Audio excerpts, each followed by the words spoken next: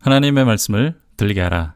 출애굽기 19장 강해. 독수리가 날개로 새끼를 업어 나른다는 표현은 사실인가? 오늘 본문 말씀은 하나님과 이스라엘 자손과 언약을 맺는 장면이 나타납니다. 그런데 출애굽기 19장 4절에 보면 아주 특이한 표현이 있습니다. 독수리 날개로 너희를 업어 내게로 인도하셨다라는 말씀이 있는데 이 부분을 한번 살펴보고 또 전체적인 19장의 내용을 다루도록 하겠습니다. 우선 19장의 내용을 보면 1절에 이스라엘 백성들이 이집트를 출발한 지 3개월째 되었다고 기록이 되어 있습니다. 정확하게 말하면 이스라엘이 이집트를 나온 것이 48일째 되는 것입니다. 그리고 다음 날 49일째 되는 날 시내산에 도착하여 진을 쳤다고 2절에 되어 있습니다. 그러니까 모세가 하나님을 만나러 시내산에 간 것은 50일째 되는 날이 된다라는 것을 우리들에게 보여줍니다. 그 후 이스라엘 백성들은 여기에서 거의 1년 동안을 지내게 됩니다. 아주 오랜 기간 동안 이곳에서 준비하는 모습을 보게 됩니다. 그리고 4절에 보면 하나님께서 어떻게 이스라엘 백성을 인도하셨는지 비유적으로 말씀하십니다. 4절을 보겠습니다. 내가 애굽 사람에게 어떻게 행하였음과 내가 어떻게 독수리 날개로 너희를 업어 내게로 인도하였음을 너희가 보았느니라. 이렇게 되어 있죠. 독수리 날개로 너희를 업어 내게로 인도하셨다. 성경은 이렇게 되어 있습니다. 그런데 우리가 한번 생각해 보아야 할 문제가 있습니다. 많은 목사님들이 설교하실 때 보면 독수리는 새끼를 훈련시킬 때 둥지에서 떨어뜨리고 날개 또는 등으로 받아서 반복적으로 훈련시킨다. 이렇게 설명을 하십니다. 저도 이렇게 알았고 믿었습니다.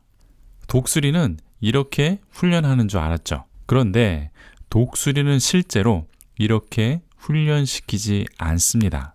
그러면 오늘 본문 말씀처럼 실제로 독수리가 날개로 새끼를 업어 날아가느냐? 이것도 자연계에서 실제로 관찰되는 현상이 아닙니다. 그래서 큰 의문이 생겼습니다. 지금까지 상식처럼 알고 있었는데 실제 독수리는 이렇게 새끼를 업어 나르지 않는다는 자연과학의 말을 듣고 저는 좀 놀랐습니다. 이 문제에 대해서 목사님들이 한번 고민하셔야 할 것 같습니다. 제가 들은 설교나 지금 인터넷에서 검색해 보시면 많은 목사님들께서 독수리들이 새끼를 이렇게 훈련하고 있다. 이렇게 말씀하십니다. 마치 직접 보고 들은 사실처럼 이렇게 이야기하는 것이 저는 문제라고 보는 것이죠. 제가 성경이 잘못됐다고 말하는 것이 아니라 성경은 비유적으로 표현했는데 마치 모든 독수리들이 이렇게 훈련하고 있다라고 잘못된 상식을 우리 설교자들이 전파하고 있다는 것입니다. 성도들이 이것이 사실인 줄 알고 세상 사람들에게 말한다면 어떻게 될까요? 세상 사람들이 웃긴다고 할 수 있죠. 이 사진은 까마귀가 독수리를 공격하는 사진입니다. 까마귀 외에도 종종 이런 경우가 있습니다. 제가 이렇게 말하면 신명기 32장을 인용하면서 반박을 하실 것입니다. 때문에 미리 말씀드리겠습니다. 신명기 32장 11절에 보면 마치 독수리가 자기의 보금자리를 어지럽게 하며 자기의 새끼 위에 너풀거리며 그의 날개를 펴서 새끼를 받으며 그의 날개 위에 그것을 엎는 것 같이 라는 구절도 있습니다. 그래 봐라. 성경에 보금자리를 어지럽게 하고 새끼를 떨어뜨려서 새끼를 날개로 받고 날개 위에 엎는다고 되어 있다. 때문에 이것을 비유라고 말하면 안 된다. 성경을 무시하냐? 성경을 부정하는 것이냐? 이렇게 지적하실 수도 있습니다. 저는 이 성경 구절을 부정하는 것이 아닙니다. 실제로 보금자리에서 새끼를 쫓아내듯 독립시키는 경우도 가끔 관찰이 됩니다. 그런데 날개로 새끼를 실어 나르는 일은 없다. 이렇게 말씀드리는 것입니다. 날개는 보호를 의미합니다. 실제로 새들은 날개를 펴서 둥지에 있는 새끼들을 보호하거나 품어줍니다. 그렇지만 날개로 업어 이동시키지는 않는다 때문에 저는 이 표현만은 비유적인 것이다 라고 보는 것이죠. 실제로 독수리가 새끼를 날개로 업고 훈련하지는 않습니다. 자연에서 새들을 관찰하는 조류학자들의 말을 들어보아도 이런 경우는 거의 없다고 말합니다. 왜 거의 없냐? 예외도 있기 때문에 제가 거의 없다고 말하는 건데, 제가 자료를 찾아보니까 1918년도에 닥터 밀러가 출판한 책에 독수리가 새끼를 떨어뜨리고 등으로 받는 장면을 목격했다라고 기록한 책이 있습니다. 때문에 이런 일은 100% 없다 이렇게 확정해서 말하지 못하지만 실제로는 거의 일어나지 않는다. 이것을 관찰하는 것은 거의 불가능에 가깝다. 이렇게 말하는 것입니다. 때문에 많은 목사님들이 마치 독수리는 이렇게 훈련한다. 이렇게 설교하지 않았으면 하는 바람입니다.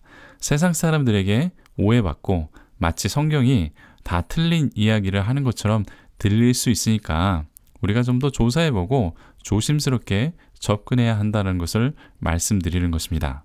모든 독수리들이 이렇게 하는 것은 아니지만 어떤 경우 독수리가 둥지를 흩어서 새끼를 독립시킨다. 아직까지는 관찰된 적이 없지만 새끼가 날지 않으려고 할 때 떨어뜨리고 등으로 잡아주는 경우를 목격한 기록은 최소한 2개가 있습니다. 하지만 이렇게 열심히 평생을 관찰해도 지금까지 단 2번밖에 목격된 사실이 없다는 것입니다. 그러면 이 정도로 정리를 하겠습니다. 우리 하나님은 우리를 둥지에서 밀어내실 때도 있습니다. 하지만 우리를 잡아주시고 보호해주시고 또 하나님은 우리를 독수리의 날개로 업어서 즉 새끼를 보호하듯 어미 독수리의 마음으로 인도해 주셨다는 것입니다. 이 표현은 라쿰이라는 단어와 연관이 있는데 하나님의 온전하신 5가지 성품에서 제가 이미 말씀드렸습니다. 라쿰은 어머니가 태중의 아이를 보호하고 사랑하는 지극정성이 히브리어로 라쿰이라는 단어입니다. 이와 같은 의미의 표현이 독수리의 날개라는 것이죠. 이 하나님의 보호하심과 사랑하심을 설명하기 위한 표현이지 실제로 자연계에서 일어나는 일이 아닌데 마치 모든 독수리는 이렇게 훈련하는 것처럼 말하지 말자라는 취지에서 설명드렸으니까 오해 없으시길 바랍니다. 그래도 종종 태클 거시는 분들이 있는데 독수리가 날개로 새끼를 나르는 사진이 있거나 기록이 있으면 말씀해 주십시오. 제가 열심히 찾아봤지만 저는 단 2개의 책에서만 관찰되었다라고 주장하고 있는 글밖에 본 적이 없습니다. 때문에 여러분들이 있으시면 저에게 알려주시면 감사하겠습니다. 다시 본문으로 돌아와서 하나님께서는 이렇게 이스라엘을 독수리의 날개처럼 보호하시고 인도하셔서 언약 관계를 맺으시려 하는 그 이유가 여기에 나타납니다. 5절입니다. 세계가 다 내게 속하였나니 너희가 내 말을 잘 듣고 내 언약을 지키면 너희는 모든 민족 중에 내 소유가 되겠고 라고 되어 있습니다. 제가 번역을 좀 다시 해보겠습니다. 이제 만약 온전히 순종하고 그리고 내 언약을 지키면 온 세상에서 너희는 나의 소중한 소유가 될 것이다. 온 세상은 나의 것이다. 저는 이렇게 번역을 했습니다. 이스라엘 백성은 이 세상에서 하나님의 소중한 소유가 됩니다. 그런데 조건이 있죠. 하나님의 말씀에 순종하고 언약을 지켜야 합니다. 그러면서 6절에 너희가 내게 대하여 제사장 나라가 되며 거룩한 백성이 되리라.